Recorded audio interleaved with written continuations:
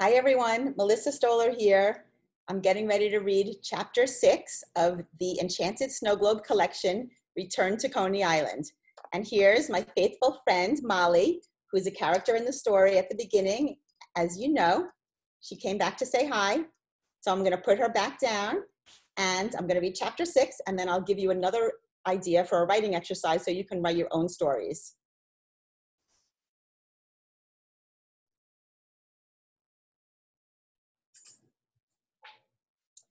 Chapter 6, the trolley. The trolley bumped along as it moved away from the stop. It clacked quickly down the street. Most people were sitting, but some were standing, hanging onto poles and straps. A little boy in a brown cap asked if anyone wanted a shoe shine. Another boy was selling apples. The three sisters sat leaning on each other, tired after a long day. Emma and Simon finally got a seat across from them. Jessie caught Emma's eye. Emma felt a chill of excitement. She couldn't believe her great-grandmother had just looked straight at her. Anna said, "Jessie and Pauline, these are my new friends, Emma and Simon." "Pleased to meet you," said the sisters. "Did you enjoy Coney Island?" asked Jessie. "We sure did," said Simon, grinning. "We loved the boardwalk and the Cyclone." "Happy birthday," gushed Emma. "Anna told us it was your special day." "Thank you very much," replied Jessie. "It sure has been a special day so far."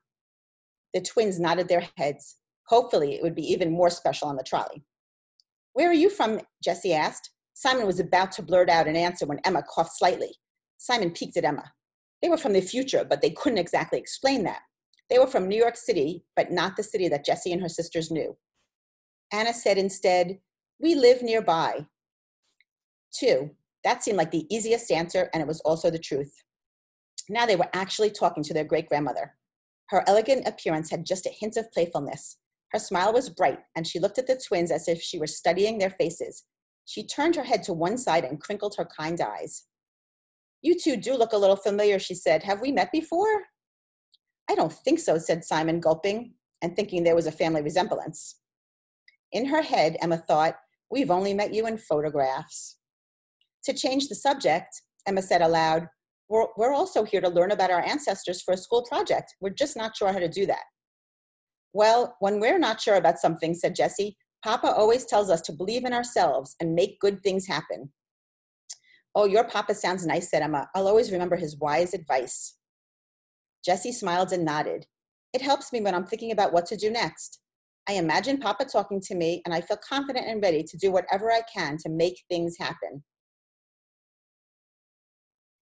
And with that, a handsome young man with piercing blue eyes and suspenders boarded the trolley. So that's the end of chapter 6. For this chapter, we talked about living in New York City and riding on trolleys. Maybe you can get the idea and write a story or part of a story about where you live. Like, I live in New York, so I set my story in New York. There aren't really trolleys that ride around anymore, but I usually take the subway or buses, or I walk a lot in New York City. Where do you live? What kind of methods of transportation do you use to get to school or to your friend's house?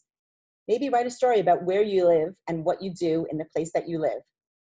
I'll see you real soon for chapter 7 of the Enchanted Snow Globe collection, Return to Coney Island.